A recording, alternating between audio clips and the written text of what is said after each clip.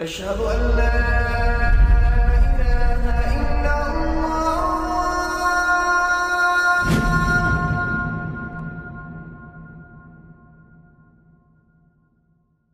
Raindrops media পরিবেশিত audio lecture series সিরাহ।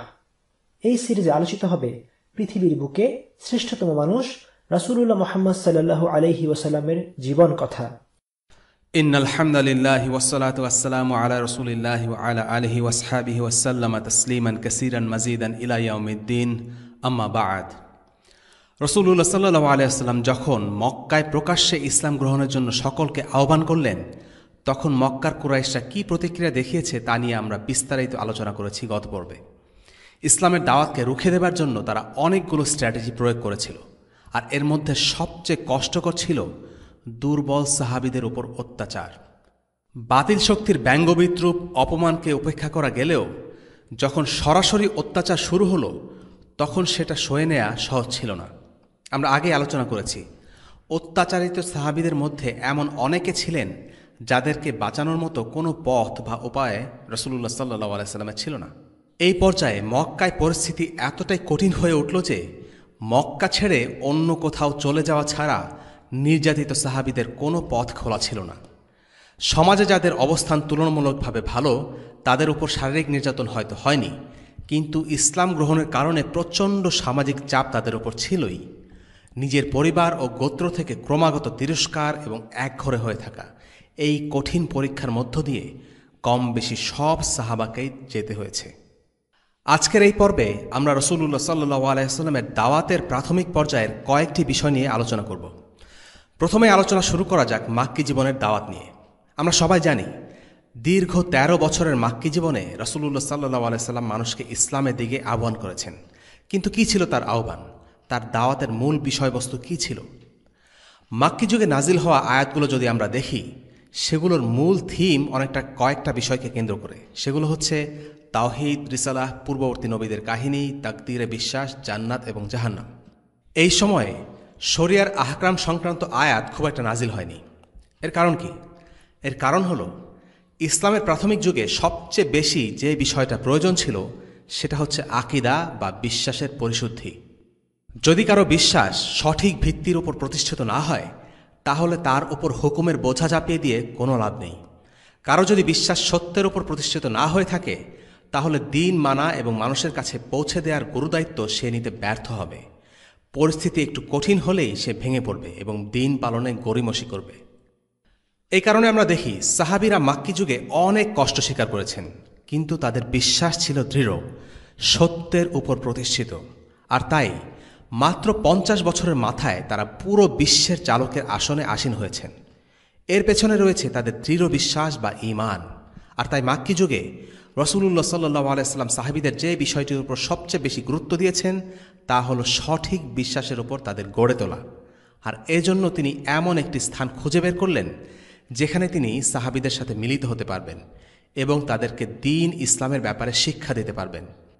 তিনি তরুণ সাহাবী আরকাম ইবনে আবি আরকামের ঘরকে একটি মিটিং পয়েন্ট বা এডুকেশনাল সেন্টার হিসেবে বেছে নেন, যেখানে তিনি গোপনে সাহাবীদের সাথে মিলিত হতেন এবং তাদেরকে ইসলামের ব্যাপারে শিক্ষা দিতেন।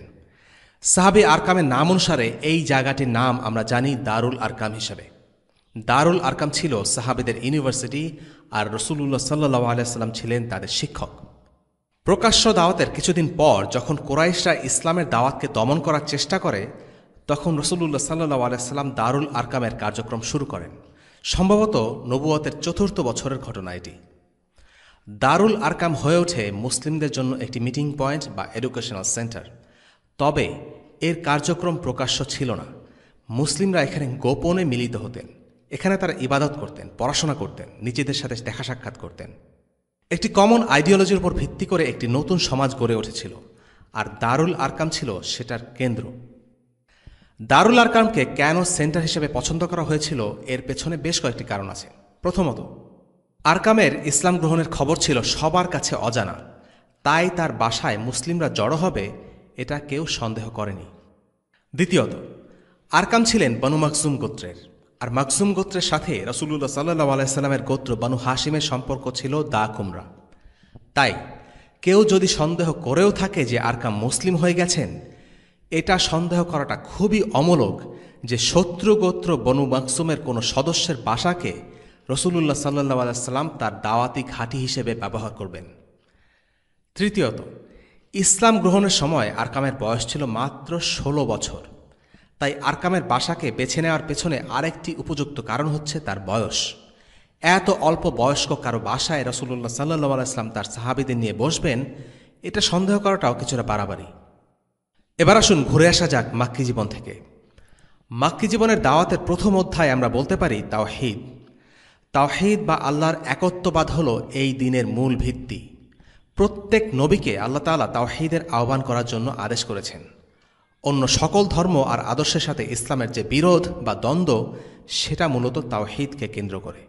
কিন্তু দুঃখজনক ব্যাপার হলো, তাওহীদ বলতে কি বোঝায় এটা নিয়ে খোদ মুসলিমরাও আজ ঠিকমতো জানে না। অনেকেই মনে করে আল্লাহ হচ্ছেন একক সত্তা, এটাই হলো তাওহীদ। কিন্তু আসলে কি তাই? আরবের মুশরিকরাও কিন্তু বিশ্বাস করত আল্লাহ হচ্ছেন একক সত্তা, তিনি একাই বিশ্বজগতের সৃষ্টিকর্তা ও পালনকর্তা। কোরআনে আল্লাহ তাআলা বলেন, وَلَئِن سَأَلْتَهُم مَّنْ خَلَقَهُمْ لَيَقُولُنَّ اللَّهُ فَأَنَّىٰ يُؤْفَكُونَ। যদি আপনি তাদেরকে জিজ্ঞাসা করেন কে তাদেরকে সৃষ্টি করেছেন, তবে অবশ্যই তারা বলবে আল্লাহ। অতঃপর তারা কোথায় ফিরে যাচ্ছে? সূরা আয-যুখরুফ আয়াত ৮৭। এবং আল্লাহ তাআলা আরো বলেন, وَلَئِن سَأَلْتَهُم مَّن نَّزَّلَ مِنَ السَّمَاءِ مَاءً فَأَحْيَا بِهِ الْأَرْضَ مِن بَعْدِ مَوْتِهَا لَيَقُولُنَّ اللَّهُ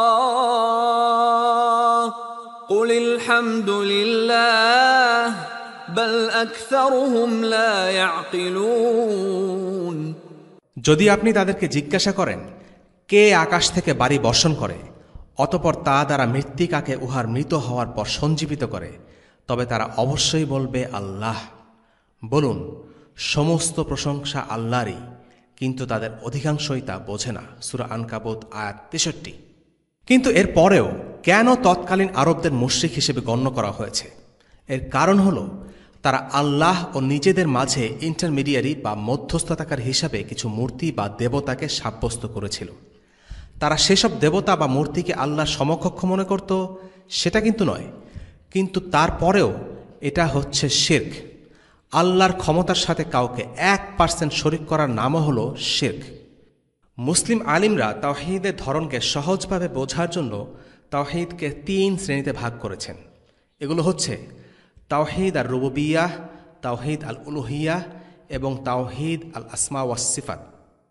তাওহীদ আর রুবুবিয়াহ হলো সংক্ষেপে এই বিশ্বাস যে আল্লাহ এই বিশ্বজগৎ সৃষ্টি করেছেন, তিনি এর পালনকর্তা এবং সব কিছুর ওপর তিনিই ক্ষমতাবান। মজার বিষয় হলো, নাস্তিকরা ছাড়া পৃথিবীর বেশিরভাগ মানুষ তাওহীদ আর রুবুবিয়াতে বিশ্বাস করে।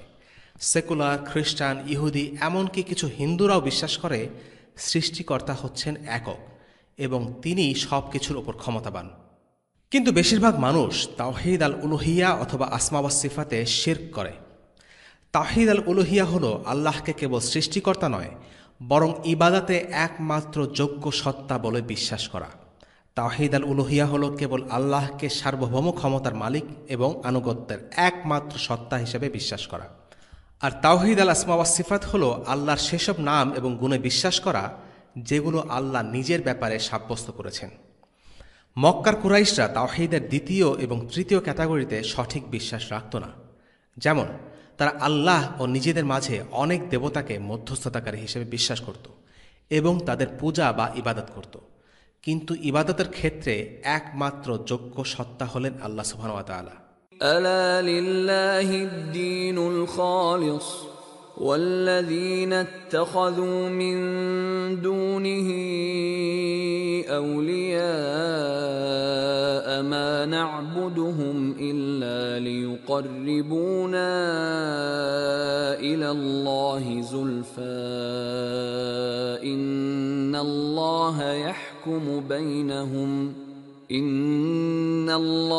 يحكم بينهم فيما هم فيه يختلفون। إن الله لا يهدي من هو كاذب كفار। জেনে রাখুন, নিষ্ঠাপূর্ণ ইবাদত আল্লাহরই জন্য, যারা আল্লাহ ব্যতীত অপরকে উপাস্যরূপে গ্রহণ করেছে এবং বলে যে আমরা তাদের ইবাদত এজন্যই করি যেন তারা আমাদেরকে আল্লাহর নিকটবর্তী করে দেয়। নিশ্চয়ই আল্লাহ তাদের মধ্যে তাদের পারস্পরিক বিরোধপূর্ণ বিষয়ের ফয়সালা করে দেবেন। আল্লাহ মিথ্যাবাদী কাফেরকে সৎ পথে পরিচালিত করেন না। সূরা আজ-জুমার আয়াত ৩। তারা আল্লাহ সম্পর্কে উদ্ভট এবং ভ্রান্ত ধারণায় বিশ্বাসী ছিল। যেমন আরবের মুশরিকরা বলতো ফেরেশতারা হলো আল্লাহর কন্যা। أفأصفاكم ربكم بالبنين واتخذ من الملائكة إناثا إنكم لتقولون قولا عظيما। তোমাদের পালনকর্তা কি তোমাদের জন্য পুত্র সন্তান নির্ধারিত করেছেন এবং নিজের জন্য ফেরেশতাদেরকে কন্যারূপে গ্রহণ করেছেন? নিশ্চয়ই তোমরা গুরুতর গর্হিত কথাবার্তা বলছো। সূরা বনী ইসরাঈল আয়াত ৪০। এই ধরনের আরও অনেক ভ্রান্ত বিশ্বাসে কুরাইশরা বিশ্বাসী ছিল। তাদের এইসব বিশ্বাসের কোনো ভিত্তি ছিল না। পূর্বপুরুষের মুখে শুনে শুনে তারা এসব শিরকি বিশ্বাসে বিশ্বাসী হয়েছিল এবং তারা এসব অর্থহীন বিশ্বাসকে নিজেদের সমাজে জারি রেখেছিল, কারণ এই শিরকি বিশ্বাস ছিল তাদের আয়ের উৎস। মূর্তি এবং মূর্তিকে কেন্দ্র করে হাজিদের আগমন, সব কিছু মিলিয়ে এই ধর্ম ছিল তাদের জন্য একটি ব্যবসা। সমাজের যারা নেতা, তারা ধর্মের অপব্যাখ্যা করে গণমানুষকে বিভ্রান্ত করে এবং নিজেদের পকেটকে ভারী করে। এটা নতুন কিছু নয়। মধ্যযুগে খ্রিস্টান চার্চগুলো মানুষের কাছ থেকে অর্থের বিনিময়ে পাপের জন্য তওবা করিয়ে নিত। কুরাইশরাও তার ব্যতিক্রম ছিল না। অনেকেই জানত, বুঝত এই মূর্তিগুলোর কোনো ক্ষমতা নেই মানুষের কোনো উপকার করার, কিন্তু তবুও তার এর বিরোধিতা করত না, কারণ এই ধর্মে তাদের স্বার্থ ছিল। তাই রাসূলুল্লাহ সাল্লাল্লাহু আলাইহি ওয়াসাল্লাম যখন তাদেরকে তাদের মিথ্যা মাবুদদের পরিত্যাগ করে একমাত্র আল্লাহর ইবাদত করতে আহ্বান করলেন, তাদের অনেকেই বলল, যদি সবাইকে বাদ দিয়ে শুধু এক আল্লাহর ইবাদত করি, তাহলে এতগুলো মূর্তি দিয়ে আমরা করবটা কি? আল্লাহ রাসূল সাল্লাল্লাহু আলাইহি ওয়াসাল্লাম সাহাবীদের মাঝে তাওহীদের ধারণাকে সুদৃঢ় করেছিলেন। তাওহীদ হলো ইসলামের সবচেয়ে মূল্যবান জ্ঞান। সিরা সিরিজের সাথে যতটুকু প্রাসঙ্গিক ততটুকু আমরা আলোচনা করার চেষ্টা করেছি। এই প্রসঙ্গে শাইখ আলী আল সাল্লাবির বই থেকে কিছু কথা দিয়ে শেষ করছি। সাহাবীদের এই প্রশিক্ষণ অনেক বরকতময় সুফল এনে দিয়েছিল। তারা তাওহীদ আল উলুহিয়া, তাওহীদ আর রুবুবিয়াহ এবং তাওহীদ আল আসমা ওয়াস সিফাতের সাথে সাংঘর্ষিক এমন সব কিছু থেকে পবিত্রতা অর্জন করেছিলেন এবং সর্বক্ষেত্রে তারা আল্লাহর দিকেই ফিরে গেছেন। তারা শুধু আল্লাহরই আনুগত্য করেছিলেন। কাউকে অনুসরণ করলে যদি আল্লাহর অবাধ্যতা করা হতো, তাহলে তারা তাকে অনুসরণ করতেন না, সে যেই হোক না কেন আর যাই বলুক না কেন। আল্লাহকে যতটা তারা ভালোবাসতেন, আর কাউকে তারা ততটা ভালোবাসেননি। তারা আল্লাহকে ভয় করতেন, কিন্তু একমাত্র আল্লাহর উপরেই ভরসা করতেন, আর আল্লাহর কাছেই আশ্রয় চাইতেন, আল্লাহর কাছেই ক্ষমা প্রার্থনা করতেন। যখন কোনো পশু জবাই দিতেন, তা একমাত্র আল্লাহর নামেই দিতেন। যখন কসম খেতেন, একমাত্র আল্লাহর নামেই কসম খেতেন। শুধু আল্লাহর কাছেই সাহায্য চাইতেন, আল্লাহকেই সিজদা করতেন, কারো সাথে শরিক করতেন না। আল্লাহ বা আল্লাহ রাসূল সাল্লাল্লাহু আলাইহি সাল্লাম আল্লাহর ব্যাপারে যা বলেছেন, তারা সেটাই প্রতিষ্ঠা করেছেন, কোনো পরিমার্জন পরিবর্ধন ছাড়া এবং অপব্যাখ্যা ছাড়া। তাওহীদ তাদের জীবনে প্রতিফলিত হয়েছিল প্রতিটি স্তরে, তাদের রূহের মাঝে এবং তাদের কাজে কর্মে। মাক্কী জীবনের দাওয়াতে দ্বিতীয় যে বিষয়টি সর্বাধিক গুরুত্ব পেয়েছে, তা হল আল্লাহর রসুলের রিসালাত, অর্থাৎ আল্লাহ রসুলকে আল্লাহর পক্ষ থেকে প্রেরিত রসুল হিসেবে বিশ্বাস করা। আমি আপনাকে সমগ্র মানবজাতির জন্য সুসংবাদদাতা ও সতর্ককারী রূপে পাঠিয়েছি, কিন্তু অধিকাংশ মানুষ তা জানে না। সূরা সাবা আয়াত ২৮। মুহাম্মদ সাল্লাল্লাহু আলাইহি ওয়াসাল্লামের রিসালাতে বিশ্বাস করার অর্থ হচ্ছে তার সকল আদেশ মান্য করা। আল্লাহ রসুলের রিসালাতের বিশ্বাস করার অর্থ পৃথিবীর অন্য সকল অথরিটির আদেশের উপরে তার আদেশকে প্রাধান্য দেওয়া, তার সকল শিক্ষাকে শিরোধার্য মনে করা এবং তার আদর্শের বিরুদ্ধে যে কোনো কিছুকে পরিত্যাগ করা, হোক তা নিজের পারিবারিক প্রথা, সমাজের ঐতিহ্য বা দেশের আইন। আল্লাহ তাআলা বলেন, অতএব তোমার পালনকর্তার কসম, সেই লোক ঈমানদার হবে না যতক্ষণ না তাদের মধ্যে সৃষ্ট বিবাদের ব্যাপারে তোমাকে ন্যায় বিচারক বলে মনে না করে। অতঃপর তোমার মীমাংসার ব্যাপারে নিজের মনে কোনো রকম সংকীর্ণতা পাবে না এবং তার হৃষ্টচিত্তে কবুল করে নেবে। সূরা নিসা আয়াত 65। ঈমানের যে 6টি রকুন বা স্তম্ভ আছে সেগুলোর উপর সবচেয়ে বেশি জোর দেওয়া হয় মাক্কি জীবনের দাওয়াতে। তাই মাক্কি জীবনে আরও যে কয়েকটি বিষয় প্রচুর আয়াত নাজিল হয়েছে সেগুলো হচ্ছে ফেরেশতাদের উপর বিশ্বাস, তাকদীরে বিশ্বাস, পূর্ববর্তী নবী ও তাদের কিতাবের উপর বিশ্বাস এবং বিচার দিবস, জান্নাত ও জাহান্নামের বর্ণনা। ফেরেশতাদের ব্যাপারে আল্লাহ তাআলা বলেছেন, ويسبح الرعد بحمده والملائكة من خيفته ويرسل الصواعق فيصيب بها من يشاء وهم يجادلون في الله وهو شديد المحال। তার প্রশংসা পাঠ করে বজ্র এবং সব ফেরেশতা সভয়ে তিনি বজ্রপাত করেন, অতঃপর যাকে ইচ্ছা তা দ্বারা আঘাত করেন। তথাপি তারা আল্লাহ সম্পর্কে বিতণ্ডা করে, অথচ তিনি মহাশক্তিশালী। সূরা রাদ আয়াত 13। আল্লাহ তাআলা আরো বলেন, وَلِلَّهِ يَسْجُدُ مَا فِي السَّمَاوَاتِ وَمَا فِي الْأَرْضِ مِن دَابَّةٍ وَالْمَلَائِكَةُ وَهُمْ لَا يَسْتَكْبِرُونَ। আল্লাহকে সেজদা করে যা কিছু আছে নভমণ্ডলে এবং যা কিছু আছে ভূমণ্ডলে, এবং ফেরেশতাগণ তারা অহংকার করে না। সূরা আন-নাহল আয়াত 49। পূর্ববর্তী কিতাবের ব্যাপারে আল্লাহ তাআলা কোরআনে বলেন, وَرَبُّكَ أَعْلَمُ بِمَن فِي السَّمَاوَاتِ وَالْأَرْضِ وَلَقَدْ فَضَّلْنَا بَعْضَ النَّبِيِّينَ عَلَى بَعْضٍ وَآتَيْنَا دَاوُودَ زَبُورًا। আর তোমার প্রভু ভালো জানেন তাদের যারা আছে মহাকাশ মণ্ডলীতে ও পৃথিবীতে, আর আমরা নিশ্চয়ই কোনো কোনো নবীকে প্রাধান্য দিয়েছি অন্যদের উপরে, আর দাউদকে আমরা দিয়েছিলাম জাবুর। সূরা বনী ইসরাইল আয়াত 55। আল্লাহ তাআলা আরো বলেন, وَلَقَدْ أَرْسَلْنَا رُسُلًا مِّن قَبْلِكَ مِنْهُم مَّن قَصَصْنَا عَلَيْكَ وَمِنْهُم مَّن لَّمْ نَقْصُصْ عَلَيْكَ وَمَا كَانَ لِرَسُولٍ أَن يَأْتِيَ بِآيَةٍ إِلَّا بِإِذْنِ اللَّهِ فَإِذَا جَاءَ أَمْرُ اللَّهِ قُضِيَ بِالْحَقِّ وَخَسِرَ هُنَالِكَ الْمُبْطِلُونَ। আর নিশ্চয়ই আমরা তোমার আগে রাসূলগণকে পাঠিয়ে দিয়েছি, তাদের মধ্যে কারো কারো সম্বন্ধে তোমার কাছে আমরা বিবৃত করেছি, আর তাদের মধ্যে অন্যদের সম্বন্ধে আমরা তোমার কাছে বিবৃত করিনি। আর কোনো রাসূলেরই কাজ নয় যে তিনি আল্লাহর অনুমতি ব্যতীত কোনো নিদর্শন নিয়ে আসবেন। কিন্তু যখন আল্লাহর নির্দেশ এসে যাবে তখন মীমাংসা হয়ে যাবে ন্যায়সঙ্গতভাবে, আর বাতিল করার প্রচেষ্টাকারীরা তখনই নাজেহাল হবে। সূরা গাফির আয়াত 78। তাকদীরের ব্যাপারে আল্লাহ তাআলা কোরআনে বলছেন, وَمَا تَكُونُ فِي شَأْنٍ وَمَا تَتْلُو مِنْهُ مِنْ قُرْآنٍ وَلَا تَعْمَلُونَ مِنْ عَمَلٍ إِلَّا كُنَّا عَلَيْكُمْ شُهُودًا إِذْ تُفِيضُونَ فِيهِ وَمَا يَعْزُبُ عَنْ رَبِّكَ مِنْ مِثْقَالِ ذَرَّةٍ فِي الْأَرْضِ وَلَا فِي السَّمَاءِ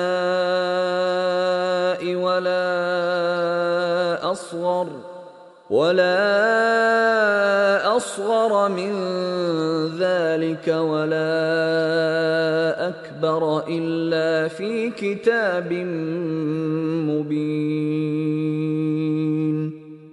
বস্তুত যে কোনো অবস্থাতেই তুমি থাকো এবং কোরআনের যে কোনো অংশ থেকেই পাঠ করো কিংবা যে কোনো কাজই তোমরা করো, আমি তোমাদের নিকটে উপস্থিত থাকি যখন তোমরা তাতে আত্মনিয়োগ করো। আর তোমার পরওয়ারদিগার থেকে গোপন থাকে না একটি কণাও, না জমিনের না আসমানের, না এর চেয়ে ক্ষুদ্র কোনো কিছু আছে না বড়, যা এই প্রকৃষ্ট কিতাবে নেই। সূরা ইউনুস আয়াত 61 এবং সূরা ইয়াসিনের 12 নম্বর আয়াতে আল্লাহ তাআলা বলছেন, আমি মৃতদেরকে জীবিত করি এবং তাদের কর্ম ও কীর্তিসমূহ লিপিবদ্ধ করি, আমি প্রত্যেক বস্তু স্পষ্ট কিতাবে সংরক্ষিত রেখেছি। জান্নাত এবং জাহান্নামের ব্যাপারে কোরআনে অনেক আয়াত আছে।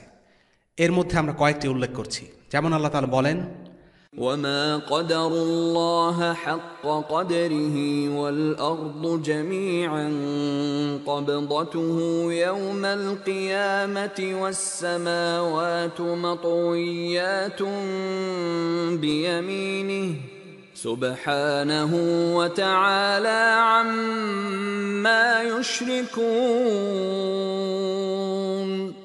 ونفخ في الصور فصعق من في السماوات ومن في الأرض إلا من شاء الله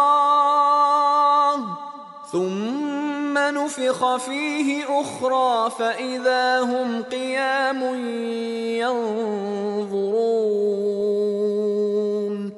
وأشرقت الأرض بنور ربها ووضع الكتاب وجيء بالنبيين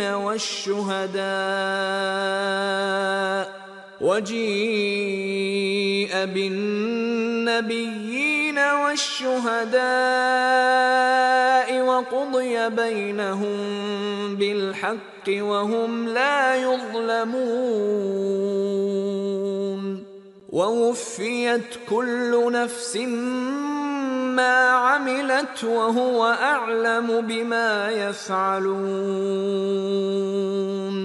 وسيق الذين كفروا إلى جهنم زمرا حتى إذا جاءوها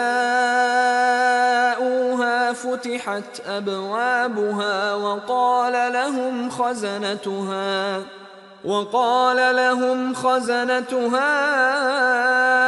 ألم يأتكم رسل منكم يتلون عليكم آيات ربكم وينذرونكم لقاء يومكم هذا قالوا بلى ولكن حقت كلمة العذاب على الكافرين قيل ادخلوا أبواب جهنم خالدين فيها فبئس مثوى المتكبرين قيل ادخلوا أبواب جهنم خالدين فيها فبئس مثوى المتكبرين وسيق الذين اتقوا ربهم إلى الجنة زمرا حتى إذا جاءوها وفتحت أبوابها وقال لهم خزنتها سلام عليكم طبتم فادخلوها خالدين وقالوا الحمد لله الذي صدقنا وعده وأورثنا الأرض نتبوأ من الجنة حيث نشاء فنعم أجر العاملين وترى الملائكة حافين من حول العرش يسبحون بحمد ربهم وقضي بينهم بالحق وقيل الحمد لله رب العالمين তারা আল্লাহকে যথার্থরূপে বোঝেনি। কিয়ামতের দিন গোটা পৃথিবী থাকবে তার হাতের মুঠোয় এবং আসমানসমূহ ভাঁজ করা অবস্থায় থাকবে তার ডান হাতে। তিনি পবিত্র, আর এরা যাকে শরিক করে তা থেকে তিনি অনেক ঊর্ধ্বে। সিংগায় ফুঁক দেয়া হবে, ফলে আসমান ও জমিনে যারা আছে সবাই বেহুশ হয়ে যাবে, তবে আল্লাহ যাকে ইচ্ছা করেন তারা ব্যতীত। অতপর আবার সিংগায় ফুঁক দেয়া হবে, তৎক্ষণাৎ তারা দণ্ডায়মান হয়ে দেখতে থাকবে। পৃথিবী তার পালনকর্তার নূরে উদ্ভাসিত হবে, আমলনামা স্থাপন করা হবে, পয়গম্বরগণ ও সাক্ষীগণকে আনা হবে এবং সকলের মধ্যে ন্যায় বিচার করা হবে। তাদের প্রতি জুলুম করা হবে না। প্রত্যেকে যা করেছে তার পূর্ণ প্রতিফল দেয়া হবে। তারা যা কিছু করে সে সম্পর্কে আল্লাহ সম্যক অবগত। কাফেরদের জাহান্নামের দিকে দলে দলে হাঁকিয়ে নেওয়া হবে। যারা তখন সেখানে পৌঁছাবে তখন তার দরজাসমূহ খুলে দেয়া হবে এবং জাহান্নামের রক্ষীরা তাদেরকে বলবে, তোমাদের কাছে কি তোমাদের মধ্য থেকে পয়গম্বর আসেনি, যারা তোমাদের কাছে তোমাদের পালনকর্তার আয়াতসমূহ আবৃত্তি করত এবং সতর্ক করত এই দিনের সাক্ষাতের ব্যাপারে? তারা বলবে, হ্যাঁ, কিন্তু কাফিরদের প্রতি শাস্তির হুকুমই বাস্তবায়িত হয়েছে। বলা হবে, তোমরা জাহান্নামের দরজা দিয়ে প্রবেশ করো, সেখানে চিরকাল অবস্থানের জন্য। কত নিকৃষ্ট অহংকারীদের আবাসস্থল! যারা তাদের পালনকর্তাকে ভয় করত তাদেরকে দলে দলে জান্নাতের দিকে নিয়ে যাওয়া হবে। যখন তারা উন্মুক্ত দরজা দিয়ে জান্নাতে পৌঁছাবে এবং জান্নাতের রক্ষীরা তাদেরকে বলবে, তোমাদের প্রতি সালাম, তোমরা সুখে থাকো, অতঃপর সদা সর্বদা বসবাসের জন্য তোমরা জান্নাতে প্রবেশ করো। তারা বলবে, সমস্ত প্রশংসা আল্লাহর, যিনি আমাদের প্রতি তার ওয়াদা পূর্ণ করেছেন এবং আমাদেরকে এই ভূমির উত্তরাধিকারী করেছেন। আমরা জান্নাতের যেখানে ইচ্ছা বসবাস করব। মেহনতকারীদের পুরস্কার কতই না চমৎকার! আপনি ফেরেশতাগণকে দেখবেন, তারা আরশের চারপাশে ঘিরে তাদের পালনকর্তার পবিত্রতা ঘোষণা করছে। তাদের সবার মাঝে ন্যায় বিচার করা হবে। বলা হবে, সমস্ত প্রশংসা বিশ্বপালক আল্লাহর। সূরা আজ-জুমার আয়াত ৬৭ থেকে ৭৫। ঈমানের প্রতিটি স্তম্ভ নিয়ে আসলে পৃথকভাবে বিশদ আলোচনা প্রয়োজন। আমরা খুব সামান্যই আলোচনা করলাম, যেন মাক্কি জীবনে রাসূলুল্লাহ সাল্লাল্লাহু আলাইহি সাল্লামের দাওয়াতের মূল থিম কী ছিল সে সম্পর্কে কিছুটা ধারণা পেতে পারি। এবার আমরা আলোচনা করব সাহাবীদের জীবনে এই বিষয়গুলোর প্রভাব কী ছিল, সংক্ষিপ্ত আকারে। ১. তাওহীদ এবং রিসালাত হল দ্বীন ইসলামের ভিত্তি। সাহাবীরা জানতে শিখেছিলেন এই বিশ্বজগতের একমাত্র মালিক আল্লাহ সুবহানাহু ওয়া তাআলা, আর তাই তিনিই হলেন ইবাদতের একমাত্র যোগ্য সত্তা। অন্য সকল সত্তাই ত্রুটিপূর্ণ, সৃষ্ট এবং তারা মানুষের কোনো ক্ষতি বা উপকার করতে পারে না। সকল ক্ষমতা আল্লাহর, তাই তার আদেশ অন্য সকল কিছুর উপরে প্রাধান্য পাবে। ২. আল্লাহ রাসূল সাল্লাল্লাহু আলাইহি ওয়াসাল্লাম হচ্ছেন আল্লাহর পক্ষ থেকে প্রেরিত রাসূল। তিনি যা বলেন তা আল্লাহর পক্ষ থেকে এসেছে, কাজেই তিনি যা বলবেন সেটা মেনে নেওয়া একজন মুমিনের জন্য বাধ্যতামূলক। আল্লাহ রাসূল সাল্লাল্লাহু আলাইহি ওয়াসাল্লাম হচ্ছেন শেষ নবী। তিনি যে শরিয়া এনেছেন তা কিয়ামত পর্যন্ত বলবৎ থাকবে। ৩. ইসলাম হলো আল্লাহর চোখে একমাত্র গ্রহণযোগ্য দিন, আর বাকি সব কিছু হলো জাহেলিয়া। জাহেলিয়াত এক এক সময়ে এক এক রূপে মানুষের কাছে আসে, কখনো পৌত্তলিকতার বেশে, কখনো ভ্রান্ত ধর্মের বেশে, আবার কখনো মানবরচিত আদর্শের বেশে। ইসলাম ছাড়া বাকি সবগুলো ধর্ম ও আদর্শ হলো বাতিল বা মিথ্যা। পৌত্তলিকতা, হিন্দু ধর্ম, খ্রিস্ট ধর্ম, ইহুদি ধর্ম এগুলো যেমন সে যুগের মিথ্যা ধর্ম, গণতন্ত্র, সেকুলারিজম, জাতীয়তাবাদ এগুলো হলো আধুনিক যুগের মিথ্যা আদর্শ। সাহাবারা ইসলাম ও জাহিলিয়াতি জীবন ব্যবস্থার মূল দ্বন্দ্ব বা পার্থক্যগুলো বুঝতেন, তাই তারা যেখানেই গিয়েছেন সেখানেই বাতিল আদর্শকে উৎখাত করেছেন। এ কারণে তাদের কম্পারেটিভ রিলিজিয়ন নিয়ে আলাদা করে পড়াশোনা করতে হয়নি। তারা বাতিল এবং মিথ্যা আদর্শকে ইসলামের আলো দিয়ে চিনতে পারতেন। ৪. সাহাবীরা শিখেছিলেন আল্লাহ রাসূল সাল্লাল্লাহু আলাইহি সাল্লামের মাধ্যমে প্রাপ্ত ওয়াহি হল মুসলিমদের জীবন ব্যবস্থার মূল ভিত্তি। হালাল এবং হারাম অর্থাৎ বৈধতা এবং নিষিদ্ধতা প্রদানের সকল ক্ষমতা কেবলমাত্র আল্লাহ ও তার রাসূলের। নৈতিক বিবেচনায় একটি কাজ ভালো হবে না খারাপ হবে সেটা ঘোষণার এখতিয়ার কেবলমাত্র আল্লাহর। ৫. দুনিয়ার জীবন হলো অস্থায়ী জীবন। এই জীবন হলো আল্লাহর পক্ষ থেকে এক প্রকার পরীক্ষা। আল্লাহ মানুষের ঈমান ও ভালো কাজের উপর তাদের পরীক্ষা নেন। মানুষ হলো আল্লাহর সেরা এবং সুন্দরতম সৃষ্টি। মানুষের পরিচয় হলো সে আল্লাহর মুখাপেক্ষী, সে আল্লাহর দাস। আল্লাহ তাআলা মানুষকে বিশেষ মর্যাদা দিয়ে সৃষ্টি করেছেন। মানুষের উপর আল্লাহর হক হচ্ছে মানুষ আল্লাহর ইবাদত করবে এবং তার একনিষ্ঠ আনুগত্য করবে। সেরা সৃষ্টি হয়ে সে আল্লাহর কোনো সৃষ্টির আনুগত্য করবে না, আবার শ্রেষ্ঠত্বের বড়াই করে সে আল্লাহর অবাধ্য হবে না এবং কুফরি করবে না। এটাই মানুষের প্রকৃত অবস্থান। রাসূলুল্লাহ সাল্লাল্লাহু আলাইহি ওয়াসাল্লাম সাহাবাদের অন্তরে এই শিক্ষাকে গেঁথে দিয়েছিলেন। তাই তারা শিরককে সবচেয়ে বেশি ঘৃণা করতেন এবং কখনোই জুলুমকে মেনে নিতেন না। 6. দুনিয়ার জীবনের আরেকটি বাস্তবতা হল দুনিয়ার যা কিছু আছে সবই আল্লাহ তাআলা মানুষের উপকারে সৃষ্টি করেছেন। সূর্য, চাঁদ, পৃথিবী এবং এই জমিনের ওপরে ও নিচে যা কিছু আছে মানুষের জ্ঞানের মধ্যে, এগুলো সবই মানুষের জন্য আল্লাহর পক্ষ থেকে অনুগ্রহ। এই অনুগ্রহকে মানুষ ভালো পথে অর্থাৎ আল্লাহর দেখানো পথ অনুসারে কাজে লাগাবে। এগুলোর দাসত্ব একজন মানুষ করতে পারে না, কারণ একজন মানুষের মর্যাদা আর সব কিছুর ওপরে। কাজেই একজন মানুষ যখন মাটির বানানো মূর্তি পূজা করে তখন সে নিজেকেই আসলে অসম্মানিত করে। অন্যদিকে যখন সে নিজের বুদ্ধি বিবেচনাকে ওয়াহির উপর প্রাধান্য দেওয়া শুরু করে, যেমনটা এখন আমরা আধুনিক সমাজে করি, নিজেদের বুদ্ধি বিবেচনাকে সর্বসর্বা মনে করি, বাস্তবে তা হচ্ছে ঔদ্ধত্য এবং অহংকার। 7. তাকদীরে বিশ্বাস সাহাবীদের শিরক বর্জন করতে সাহায্য করেছিল, কারণ তারা জানতেন যা কিছু ঘটে ভালো বা মন্দ সবই আল্লাহর পক্ষ থেকে। কাজে সাহায্য চাইতে হবে একমাত্র আল্লাহর কাছ থেকে, অন্য কারো কাছে নয়। তাকদীরে বিশ্বাস সাহাবীদের তাওয়াক্কুল করতে শেখায়। অন্যদিকে তাকদীরে বিশ্বাস তাদেরকে সাহসী জাতিতে পরিণত করেছিল, কারণ তারা জানতেন জীবন মৃত্যু আল্লাহর হাতে।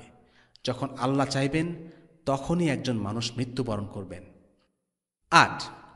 পূর্ববর্তী নবীদের কাহিনী ছিল আল্লাহ রাসূল সাল্লাল্লাহু আলাইহি ওয়াসাল্লাম ও সাহাবীদের জন্য প্রেরণা। দ্বীনের পথে টিকে থাকতে হলে যে কষ্ট ত্যাগ করা চাই, তার জন্য প্রয়োজন মানসিক শক্তি ও ধৈর্য। যখন সাহাবীরা জানলেন তাদের পূর্বসূরীরা একই পথে হেঁটেছেন, তাদেরও কষ্ট আর ত্যাগ স্বীকার করতে হয়েছে এবং শেষ পর্যন্ত এসেছে আল্লাহর বিজয়, তখন সেই কাহিনীগুলো তাদের মনে মর্যাদা, সাহস এবং প্রেরণা সঞ্চার করেছে। কোরআনের প্রায় অর্ধেকটা জুড়ে রয়েছে পূর্ববর্তী জাতিগুলোর কাহিনী এবং তাদের কাছে প্রেরিত নবীদের ইতিহাস। এই ইতিহাসগুলো জানা আমাদের জন্য খুবই গুরুত্বপূর্ণ, কারণ ঈমানের স্বরূপ এবং ঈমানের পরীক্ষা আমরা এইসব কাহিনী থেকে শিখতে পারি। এছাড়াও পূর্ববর্তী জাতিগুলোর কাহিনী বর্ণনা আরেকটি গুরুত্বপূর্ণ কারণ হল যেন আমরা তাদের ভুল থেকে শিখতে পারি এবং সেসব ভুল থেকে নিজেদের বাঁচিয়ে চলতে পারি। 9. জান্নাত এবং জাহান্নামের বর্ণনা সাহাবীদের অন্তরে তাকওয়া সৃষ্টি করে। আল্লাহ হচ্ছেন একমাত্র মাবুদ, এটা জানার পরেও মানুষ গুনাহ করে এবং বিপথে পরিচালিত হয়। এর কারণ হল তাকওয়ার অভাব। মাক্কি যুগে নাজিল হওয়া আয়াতগুলোর বড় অংশ জুড়ে রয়েছে তাই বিচার দিবস, জান্নাত ও জাহান্নামের বর্ণনা। এই বর্ণনাগুলো সম্পর্কে মানুষ যত বেশি জানবে সে তত বেশি আখিরাতমুখী হবে, ভালো কাজে উৎসাহিত হবে এবং খারাপ কাজ থেকে দূরে থাকবে। আলী রাদিয়াল্লাহু আনহু বলতেন, তিনি যেন জান্নাত এবং জাহান্নামকে দেখতে পেতেন, অর্থাৎ জান্নাত ও জাহান্নামের উপর তাদের ঈমান এতটাই গভীর ছিল যে দুনিয়ার জীবনকে যেভাবে উপলব্ধি করতেন, আখিরাতের জীবনকেও সেভাবে উপলব্ধি করতেন। আর এই কারণেই তারা ছিলেন শ্রেষ্ঠ প্রজন্ম।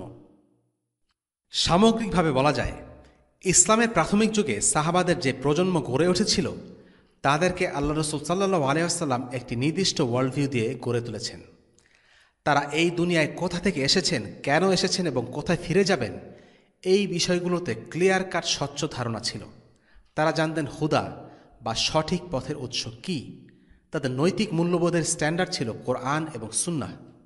তারা বিশুদ্ধ তাওহীদের মানদণ্ডে সমস্ত আদর্শকে বিচার করতেন। তারা আল্লাহকে স্মরণ করতেন এবং ইসলাম ছিল তাদের ধ্যান ও জ্ঞান। আল্লাহ রাসূল সাল্লাল্লাহু আলাইহি ওয়াসাল্লাম চেয়েছেন তাদের বিশ্বাসের ভিত্তি, তাদের বিচারের মানদণ্ড, তাদের দৃষ্টিভঙ্গি সব কিছুই যেন ওয়াহির উপর ভিত্তি করে গড়ে ওঠে, কেননা তারাই হলেন মুসলিম উম্মার নিউক্লিয়াস। খুব সংক্ষেপে এগুলোই হলো পৃথিবীর শ্রেষ্ঠ ইউনিভার্সিটি দারুল আরকামের সিলেবাস, যেখানে রাসূলুল্লাহ সাল্লাল্লাহু আলাইহি ওয়াসাল্লাম ছিলেন শিক্ষক এবং সাহাবীরা ছিলেন তার ছাত্র। এবার আসা যাক আজকের পর্বের তৃতীয় টপিকে, কেন কুরাইশরা আল্লাহ রাসূল সাল্লাল্লাহু আলাইহি ওয়াসাল্লামের দাওয়াতকে প্রত্যাখ্যান করেছিল।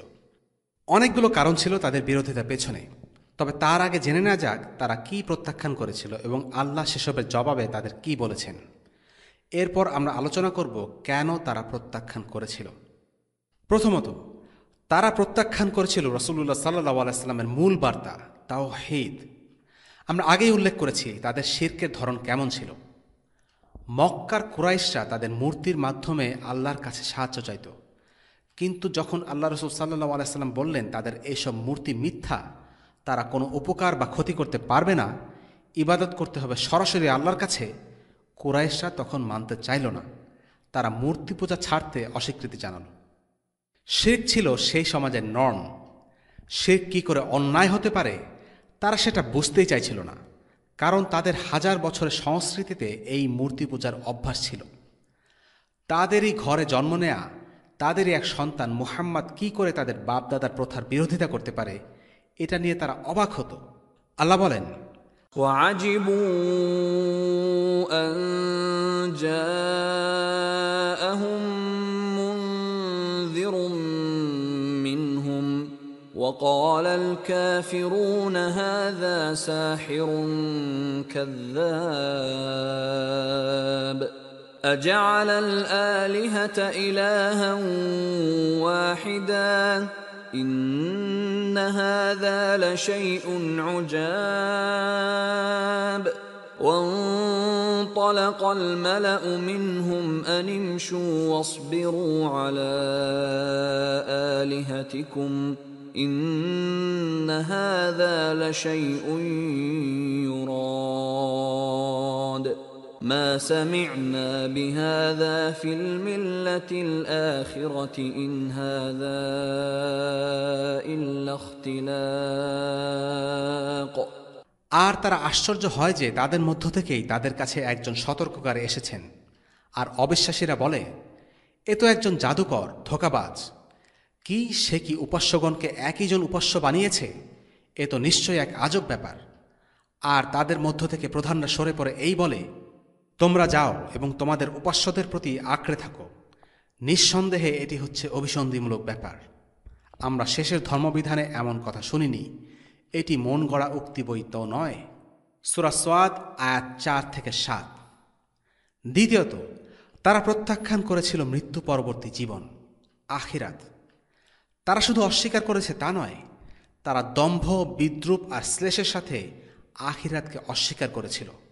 وقال الذين كفروا هل ندلكم على رجل ينبئكم إذا مزقتم كل ممزق إنكم لفي خلق جديد أفترى على الله كذبا أم به جنة بل الذين لا يؤمنون بالآخرة في العذاب والضلال البعيد।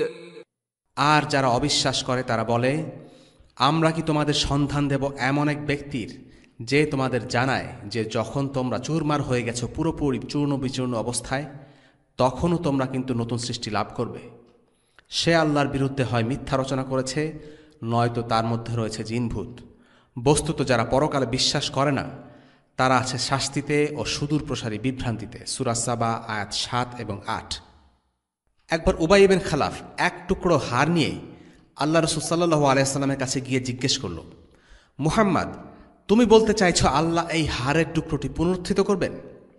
রাসূলুল্লাহ সাল্লাল্লাহু আলাইহি ওয়াসাল্লাম তাকে সরাসরি মুখের উপর উত্তর দিলেন, হ্যাঁ, আল্লাহ তোমার মৃত্যু ঘটাবেন, এরপর পুনরুত্থিত করবেন এবং জাহান্নামে নিক্ষেপ করবেন। এই ঘটনার পর আল্লাহ তাআলা আয়াত নাজিল করেন, আচ্ছা মানুষ কি দেখে না যে আমরা নিশ্চয়ই তাকে এক শুক্রকীট থেকে সৃষ্টি করেছি? তারপর কি আশ্চর্য, সে একজন প্রকাশ্য বিতর্ককারী হয়ে যায়, আর সে আমাদের সদৃশ্য বানায় আর ভুলে যায় তার নিজের সৃষ্টির কথা। সে বলে, হাড় গোড়ের মধ্যে কে প্রাণ সঞ্চার দেবে যখন তা গলে পচে যাবে? তুমি বলো, তিনিই তাতে প্রাণ সঞ্চার করবেন যিনি প্রথমবার তাদের সৃষ্টি করেছিলেন, আর তিনি প্রত্যেকটি সৃষ্টি সম্বন্ধে সর্বজ্ঞাতা। সূরা ইয়াসিন আয়াত ৭৭ থেকে ৭৯। কেন আল্লাহ তাআলা মানুষকে মৃত্যুর পর পুনরুত্থিত করবেন, এর কারণটাও আল্লাহ বলে দিচ্ছেন। যারা এই দুনিয়ায় আল্লাহকে মানে আর যারা মানে না, তারা কি সমান হতে পারে? আল্লাহ বলেন, أفنجعل المسلمين كالمجرمين ما لكم كيف تحكمون أم لكم كتاب فيه تدرسون إن لكم فيه لما تخيرون। কি আমরা কি তবে মুসলিমদের বানাবো অপরাধীদের মতো? কি হয়েছে তোমাদের? কিভাবে তোমরা বিচার করো? নাকি তোমাদের জন্য কোনো গ্রন্থ রয়েছে যা তোমরা অধ্যয়ন করো, যে নিশ্চয়ই তোমাদের জন্য তাতে তাই রয়েছে যা তোমরা পছন্দ করো? সূরা আল কালাম আয়াত ৩৫ থেকে ৩৮। বস্তুবাদী কুরাইশরা ভাবত, কিভাবে করে এক টুকরা হাড় গুঁড়ো গুঁড়ো হয়ে যাওয়া মাটির সাথে মিশে যাবার পর আল্লাহ আবার আগের মতো রূপ দেবেন। এর উত্তরও আল্লাহ তাআলা দিয়েছেন। তিনি বলছেন, এই মৃত পৃথিবীকে তো আল্লাহ তাআলাই প্রাণ এবং সজীবতা দান করেন, তাহলে কেন আল্লাহ তাআলা একজন মানুষ মারা যাবার পর আবার তাকে প্রাণ দিতে পারবেন না? অতএব তাকিয়ে দেখো আল্লাহর অনুগ্রহের চিহ্নগুলোর প্রতি, কেমন করে তিনি পৃথিবীকে সঞ্জীবিত করেন তার মৃত্যুর পরে। নিঃসন্দেহে এইভাবে তিনি মৃতের জীবনদাতা, আর তিনি সব কিছুতেই সর্বশক্তিমান। সূরা আর-রুম আয়াত 50। তৃতীয়ত, রাসূলুল্লাহ সাল্লাল্লাহু আলাইহি সাল্লামের রিসালাতে অবিশ্বাস। রাসূলুল্লাহ সাল্লাল্লাহু আলাইহি সাল্লামকে অবিশ্বাস করার পেছনে তারা যে অজুহাতগুলো দিয়েছিল তা হচ্ছে, তারা বলতো, কেন একজন মানুষকে নবী হিসেবে পাঠানো হলো, কেন ফেরেশতাকে নয়? তারা বলতো, এ কেমন নবী, সে খায়, হাটবাজারে যায়। আল্লাহ তাদের অজুহাতগুলো কোরআনে উল্লেখ করেছেন। وقالوا ما لهذا الرسول يأكل الطعام ويمشي في الأسواق لولا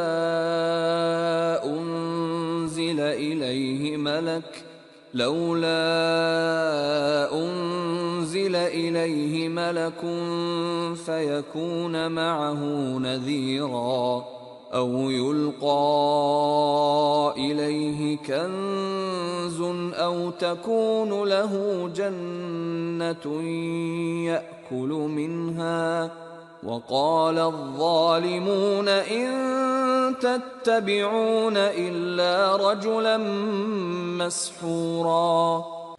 আর তারা বলে, এ কেমন ধরনের রসুল, সে খাবার খায় ও হাটবাজারে চলাফেরা করে, তার কাছে কেন একজন ফেরেশতা পাঠানো হলো না, যাতে সে তার সঙ্গে সতর্ককারী হতে পারত, অথবা তার কাছে ধনভাণ্ডার পাঠিয়ে দেয়া হতো, অথবা তার জন্য একটি বাগান থাকত যা থেকে সে খেত। আর জুলুমকারীরা বলে, তোমরা তো একজন জাদুগ্রস্ত লোককে অনুসরণ করছো। সূরা আল ফুরকান আয়াত 7 এবং 8। এটা আসলে ছিল তাদের অজুহাত মাত্র। যদি ফেরেশতা হিসেবে কাউকে পাঠানো হতো তাহলে তারা উল্টো অজুহাত দিয়ে বলতো, কেন একজন মানুষ পাঠানো হলো না? তারা বলতো, আমরা মানুষ হয়ে কি করে একজন ফেরেশতার অনুসরণ করব? মানুষকে পথ দেখানোর জন্য তাদেরই মতো একজনকে তাদের কাছে পাঠানোটাই যৌক্তিক। আল্লাহ এর আগে প্রত্যেক জাতির মধ্য থেকে একজন মানুষকেই তাদের কাছে পাঠিয়েছেন। وما أرسلنا قبلك من المرسلين إلا إنهم ليأكلون الطعام ويمشون في الأسواق وجعلنا بعضكم لبعض فتنة أتصبرون وكان ربك بصيرا। আর তোমার আগে আমরা এমন কোন রাসূল পাঠাইনি যারা নিঃসন্দেহে খাবার না খেয়েছেন ও হাটে বাজারে চলাফেরা না করেছেন। আর আমরা তোমাদের কাউকে অপরের জন্য পরীক্ষাস্বরূপ দাঁড় করিয়েছি। তোমরা কি অধ্যবসায় চালিয়ে যাবে? আর তোমার প্রভু সর্বদ্রষ্টা। সূরা আল ফুরকান আয়াত 20। তারা রাসূলুল্লাহ সাল্লাল্লাহু আলাইহি সাল্লামকে অস্বীকার করার পেছনে আরেকটি যুক্তি দিয়েছিল। সেটা হচ্ছে, তিনি গরিব। তারা বলতো, তিনি পাগল, তিনি কবি। অথচ তারাই এতদিন ধরে রাসূলুল্লাহ সাল্লাল্লাহু আলাইহি সাল্লামকে উপাধি দিয়ে এসেছিল আল আমিন। কিন্তু যখনই তিনি তাদের দেবতাদের মিথ্যা বলে ঘোষণা দিলেন, তিনি হয়ে গেলেন পাগল। এমনকি পাগল বলে ডাকলেও তারা কিন্তু তার কাছে সম্পদ গচ্ছিত রাখা বন্ধ করে দেয়নি। আসলে সত্যকে অস্বীকার করার জন্য কোনো অজুহাতই তাদের ছিল না।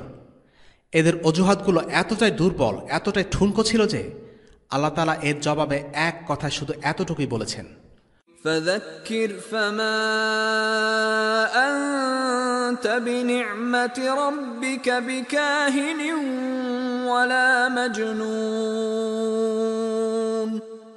অতএব তুমি উপদেশ দান করতে থাকো, কেননা তোমার প্রভুর অনুগ্রহে তুমি তো গণৎকার বা মাথা পাগলাও নও। সূরা আত-তুর আয়াত 29।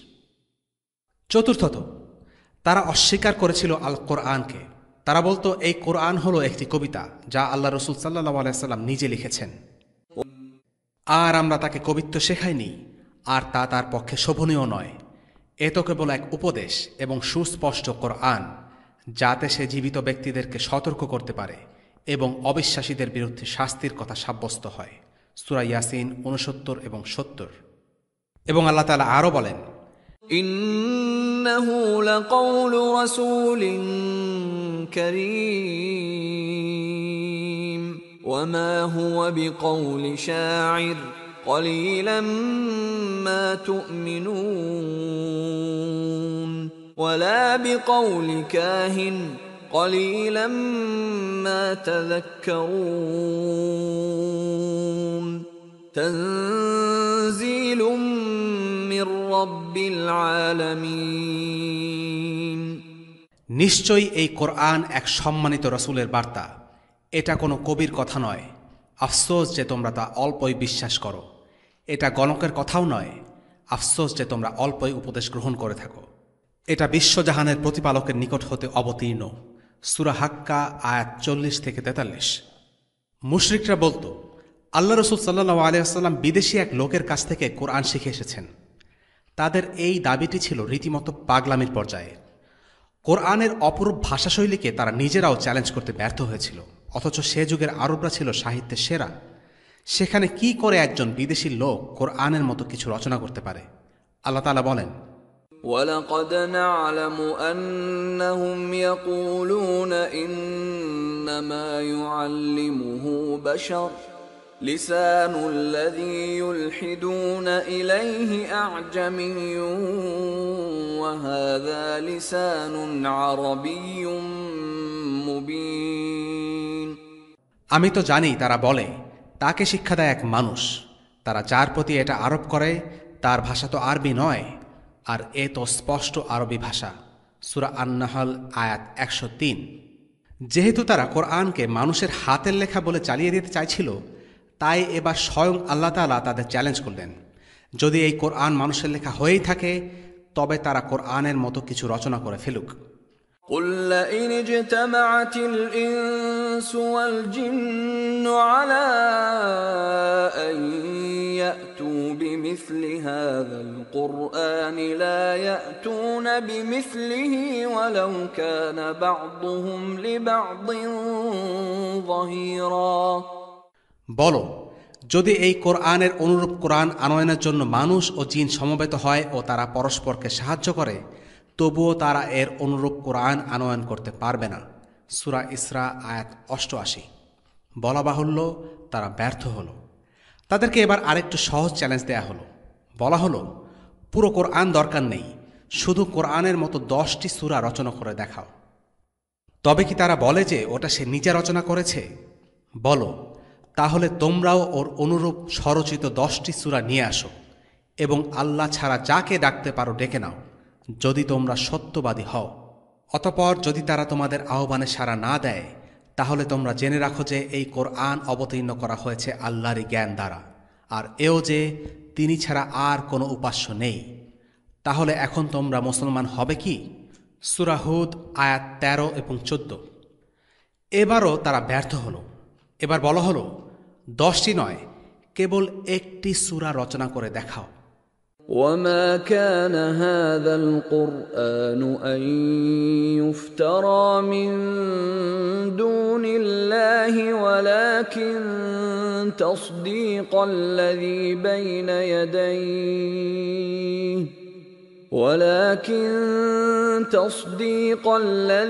بَيْنَ يَدَيْهِ وَتَفْصِيلَ الْكِتَابِ لَا رَيْبَ فِيهِ مِن رَّبِّ الْعَالَمِينَ أَمْ يَقُولُونَ افْتَرَاهُ قُلْ فَأْتُوا بِسُورَةٍ مِّثْلِهِ وَادْعُوا مَنِ اسْتَطَعْتُم مِّن دُونِ اللَّهِ إِن كُنتُمْ صَادِقِينَ। আর এই কোরআন আল্লাহ ছাড়া অন্য কারো দ্বারা কল্পনাপ্রসূত রচনা নয়। পক্ষান্তরে এটা তো সেই কিতাবসমূহের সমার্থক যা এর পূর্বে অবতীর্ণ হয়েছে এবং এর বিধানসমূহের বিশদ বর্ণনাকারী। এর মধ্যে কোনো সন্দেহ নেই। এ হলো বিশ্ব প্রতিপালকের পক্ষ থেকে অবতীর্ণ। তারা কি বলে যে এটা তার স্বরচিত? তুমি বলো, তবে তোমরা এর অনুরূপ একটি সূরা আনয়ন করো এবং এ ব্যাপারে সহযোগিতার জন্য আল্লাহ ব্যতীত যাকে ডাকতে পারো ডেকে নাও, যদি তোমরা সত্যবাদী হও। সূরা ইউনুস আয়াত 37 এবং 38। প্রশ্ন হচ্ছে, কুরাইশরা কেন ইসলামকে প্রত্যাখ্যান করেছিল? কয়েকটি সংক্ষেপ পয়েন্ট আলোচনা করে আজকের পর্ব শেষ করছি। 1. আরবদের যে ধর্মচর্চা ছিল সেটাকে আসলে ঠিক ধর্ম বলা যায় না। খ্রিস্টান এবং ইহুদিদের নিজস্ব কিতাব ছিল। যদিও সেসব কিতাবকে তারা বিকৃত করেছে, কিন্তু তবুও সেই কিতাবগুলো ছিল তাদের ধর্মের ভিত্তি। কিন্তু আরব মুশরিকদের কোনো ধর্মগ্রন্থ ছিল না। তারা অন্ধভাবে তাদের কালচার ফলো করত। যে কেউ একটি প্রথা চালু করত, আর এক যুগ পরেই সেটা হয়ে যেত তাদের ধর্মীয় প্রথা, বা এখনকার ভাষায় বললে হাজার বছরের সংস্কৃতি। তারা ইব্রাহিম আর ইসমাইলের নাম জানত ঠিকই, কিন্তু সেটা ছিল মুখে মুখে, কাজে কর্মে তাদের আদর্শের অনুসরণ করত না। 2. তাদের অন্ধবিশ্বাস এবং গোঁড়ামি। তাদের বাপদাদার প্রথাকে বদলে দেবার কথা তারা ভাবতেই পারত না। বাপদাদার প্রথার বিরোধিতা ছিল তাদের চোখে ব্লাসফেমি বা ধর্মদ্রোহিতা। তারা কোনো যুক্তি প্রমাণের ধার ধারত না। তাদেরকে যাই বলা হতো তাদের একটাই উত্তর, আমাদের বাপদাদারা যা করেছেন তাই আমরাও করি।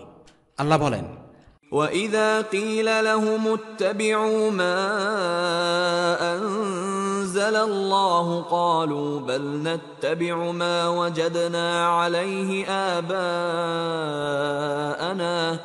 أَوَلَوْ كَانَ الشَّيْطَانُ يَدْعُوهُمْ إِلَى عَذَابِ السَّعِيرِ। আর যখন তাদের বলা হয় আল্লাহ যা অবতারণ করেছেন তা অনুসরণ করো, তারা বলে, না, আমরা অনুসরণ করব আমাদের বাপদাদাদের যাতে পেয়েছি তার। যদিও শয়তান তাদের ডেকে নিয়ে যায় জ্বলন্ত আগুনের শাস্তির দিকে। সূরা লুকমান আয়াত 21। 3 নম্বর পয়েন্ট, গোত্রীয় ক্ষমতার প্রতি লোভ। আমরা আগেই আলোচনা করেছি তৎকালীন আরব ছিল গোত্রভিত্তিক সমাজ। আল্লাহ রসুল সাল্লাল্লাহু আলাইহি সাল্লাম এমন একটি বার্তা নিয়ে এসেছেন যা মেনে নেওয়ার অর্থ হলো যে কোনো গোত্রের ক্ষমতা আলটিমেটলি রাসূলুল্লাহ সাল্লাল্লাহু আলাইহি সাল্লামের হাতে চলে যাওয়া। কারণ ইসলাম মানেই হলো আল্লাহ রসুল সাল্লাল্লাহু আলাইহি সাল্লাম যা কিছু এনেছেন তা নিঃসংকোচে মেনে নেয়া। পৃথিবীর যে কোনো অথরিটি আল্লাহ রসুল সাল্লাল্লাহু আলাইহি সাল্লামের অথরিটির অধীনস্থ, কেননা তিনি আল্লাহ রসুল। আর এই কারণে অনেক গোত্রনেতা ক্ষমতা হারানোর ভয়ে ইসলাম গ্রহণ করতে চায়নি। আরেকটি অ্যাঙ্গেল হচ্ছে আরবের গোত্র ব্যবস্থায় নিজ গোত্রের বাইরে অন্য কাউকে তারা মানতে চাইত না। আল্লাহ রসুল সাল্লাল্লাহু আলাইহি সাল্লাম ছিলেন বনু হাশিম গোত্রের। হাশিম গোত্রের সাথে শত্রু ভাবাপন্ন কোনো গোত্র তাই স্বাভাবিকভাবেই বনু হাশিমের কারো আধিপত্য মানতে চাইবে না। এই প্রসঙ্গে একটি ঘটনা আছে মুগিরা ইবনে শুবা আর আবু জাহেলের মধ্যে। তাদের কথোপকথনটি ভালো করে লক্ষ্য করলে আমরা বুঝব গোত্রবাদ কেন ইসলামী দাওয়ার বিপরীতে বড় একটি বাধা হিসেবে কাজ করছিল। একবার তায়েফ থেকে আল মুগিরা বিন শুবা মক্কায় বেড়াতে এলো। রাসূলুল্লাহ সাল্লাল্লাহু আলাইহি সাল্লামের সাথে তার প্রথমবার সাক্ষাতের ঘটনা সে নিজেই বর্ণনা করেছে। আমি আবু জাহেলের সাথে মক্কার পথ ধরে হাঁটছি, এমন সময় দেখি মুহাম্মদ আমাদের দেখে এগিয়ে এলেন। আবু জাহেলকে বলে উঠলেন, কেন তুমি আমার অনুসরণ করছো না? কেন আল্লাহর উপর বিশ্বাস আনছো না? কেন ইসলাম গ্রহণ করছো না? মুহাম্মদ, তুমি কবে আমাদের দেবতাদের গালি দেয়া বন্ধ করবে? তুমি যদি চাও আমরা তোমার মিশন সম্পন্ন করার ব্যাপারে সাক্ষ্য দেই, তবে আমরা তোমার জন্য সে সাক্ষ্য দিয়ে দেব। আর আমি যদি জানতাম তুমি সত্য বলছো, তাহলে তো কবেই তোমাকে অনুসরণ করতাম। আবু জাহেলের এই উত্তর শোনার পর মুহাম্মদ সাল্লাল্লাহু আলাইহি ওয়াসাল্লাম সেখান থেকে চলে যান। এরপর আবু জাহেল আমার দিকে ফিরে বলে, মুগিরা, আমি জানি মুহাম্মদ সত্যি কথাই বলছে, কিন্তু কি যেন একটা আমাকে আটকে রেখেছে। কুসাইল লোকেরা যখন বলল আমরা আন্নাদওয়ার কর্তৃত্ব চাই, আমরা কর্তৃত্ব ছেড়ে দিলাম। তারা বলল আমরা হিজাব আর মালিকানা চাই, সেটাও দিয়ে দিলাম। তারা বলল আমরা আন্দিলবারের দায়িত্ব চাই, সেটাও দিলাম। এরপর তারা রিফাদা আর সিকায়ের দায়িত্ব নিতে চাইল, আমরা তাও তাদেরকে করতে দিলাম। এবার যখন আমরা তাদের সাথে প্রতিদ্বন্দ্বিতায় সমানে সমানে চলে এসেছি, এখন তারা বলছে আমাদের মাঝে একজন নবী আছেন, আমরা এর সাথে কিভাবে প্রতিযোগিতা করব? আল্লাহর কসম, আমরা কোনোদিনও তাকে মেনে নিব না। নবুয়তের এই পুরো বিষয়টি আবু জাহেলের কাছে নিছক পারিবারিক ক্ষমতার দ্বন্দ্ব।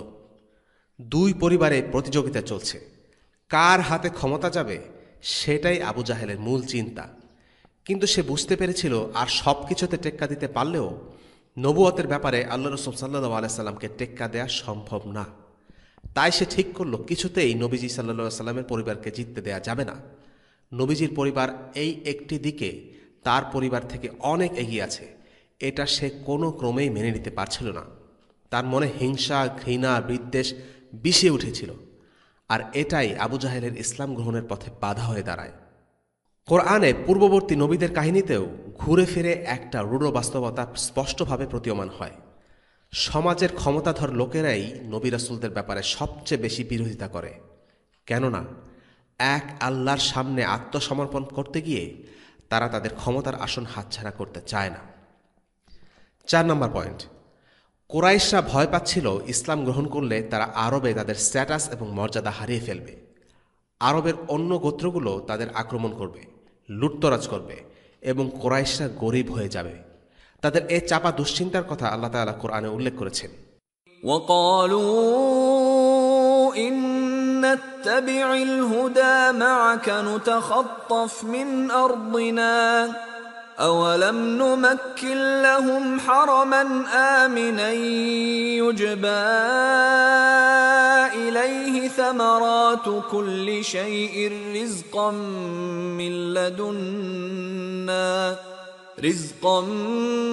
من لدنا ولكن أكثرهم لا يعلمون। আর তারা বলে, আমরা যদি তোমার সঙ্গে ধর্মপথ অনুসরণ করি তাহলে আমাদের দেশ থেকে আমাদের উৎখাত করা হবে। আমরা কি তাদের জন্য এক নিরাপদ পুণ্যস্থান প্রতিষ্ঠিত করিনি, যেখানে আনা হয় হরেক রকমের ফল ফসল আমাদের তরফ থেকে রিজিক রূপে? কিন্তু তাদের অধিকাংশই তা জানায় না। সূরা আল কাসাস আয়াত 57। এটা ছিল তাদের বিশ্বাসের দুর্বলতা। যদি কেউ আল্লাহ দ্বীন গ্রহণ করে তবে সামাজিক ও রাজনৈতিক অনেক চাপের মুখে পড়তে হয়, সেটা সত্যি। তবে আল্লাহ হচ্ছেন সর্বশক্তিমান, তিনি যাকে ইচ্ছা ক্ষমতা দান করেন। কুরাইশরা যদিও বুঝতে পারছিল আল্লাহ রাসূল সাল্লাল্লাহু আলাইহি ওয়াসাল্লাম সত্য বার্তা নিয়েই এসেছেন, কিন্তু দুনিয়াবী প্রতিপত্তি হারানোর ভয়ে তারা ইসলাম গ্রহণ করতে চায়নি। ওয়াসাল্লাল্লাহু আলা সাইয়্যিদিনা মুহাম্মদ ওয়া আলা আলিহি ওয়াসহাবিহি ওয়াসাল্লাম। আলহামদুলিল্লাহি রাব্বিল আলামিন। আসসালামু আলাইকুম ওয়া রাহমাতুল্লাহি ওয়া বারাকাতুহু। রেইনড্রপস মিডিয়ার অন্যান্য প্রজেক্ট সম্পর্কে জানতে ভিজিট করুন www.raindropsmedia.org অথবা ফেসবুক পেজ www.facebook.com/raindropsmedia অথবা ইউটিউব চ্যানেল www.youtube.com/raindropsmediaorg2015